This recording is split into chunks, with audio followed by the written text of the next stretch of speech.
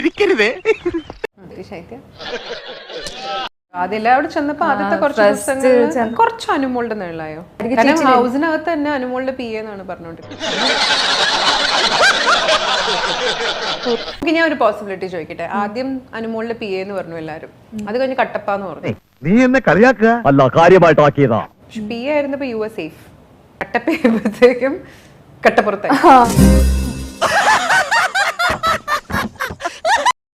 Actually genuine ആയിട്ട് നിന്നിട്ടുള്ളൂ. അവളുടെ അടുത്താണെങ്കിൽ ആ ഒരു ഫ്രണ്ട്ഷിപ്പ് ജെന്യൂൻ ആയിട്ട് നിന്നിട്ടുള്ളൂ.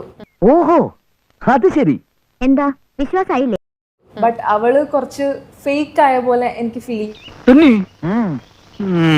പല തെറ്റിദ്ധാരണകളും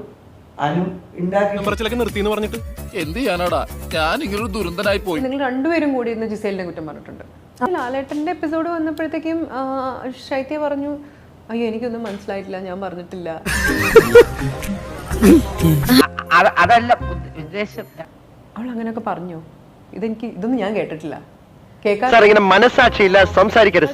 വന്നു കഴിഞ്ഞപ്പോ ഇവിടെ പല ആൾക്കാരും അവൾക്ക് പല രീതിയിൽ അവളെ ട്രിഗർ ചെയ്യുന്നുണ്ട്. പക്ഷെ അവള് കരയുന്നില്ല. എന്താണ് അവർ വിചാരിക്കുന്നത്? പോസിറ്റീവ് ആണെന്ന് പറയാനുള്ളൊരു കാര്യം, നമ്മള് ശൈത്യം മോശമായിട്ട് കളിച്ചു എന്ന് ഞാൻ പറയില്ല, പക്ഷെ ബാക്കിയുള്ളവർ കുറച്ചുകൂടെ നന്നായി കളിച്ചു.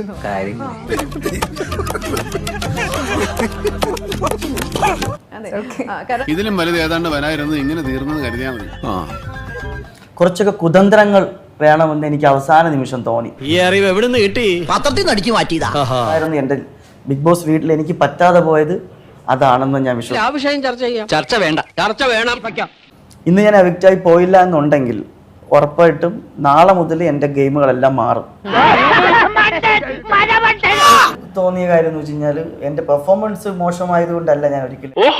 പറയാലോ, നമ്മളെക്കാളും കുറച്ചും കൂടെ മേലെ പോയി മറ്റുള്ളവരുടെ പെർഫോമൻസ് അങ്ങനെ ആവാലോ. നിർത്തുവോ, മനസ്സമാധാനം തരുമോ? ഒരു ക്യാമറയിൽ നിന്നിട്ട് എങ്ങനെ പെർഫോം ചെയ്യണമെന്ന് എനിക്ക് വൃത്തിയായിട്ട് അറിയാം. കുറച്ച് ബുദ്ധി ഉണ്ടായിരുന്നെങ്കിൽ മന്ദബുദ്ധി എന്നെങ്കിലും വിളിക്കായിരുന്നു, അതും ഇല്ലാതായി. ഞാനായിട്ട് തന്നെ നിന്നിട്ടുള്ളൂ. ഒരു പക്ഷെ ഞാൻ ക്യാമറയ്ക്ക് മുമ്പിൽ പെർഫോമൻസ് കൊടുത്തിരുന്നെങ്കിൽ ഞാൻ ഈ 35ാമത്തെ ദിവസത്തിൽ ഇവിടെ ഇറങ്ങില്ല. ഏതായാലും പറ്റിയേ പറ്റി. ഇനി ഒരു അബദ്ധത്തിലും ചെന്ന് ചാടാൻ നോക്കിയാൽ മതി. എനിക്ക് പോയിട്ട് ചില അത്യാവശ്യമുണ്ട്. ശരി.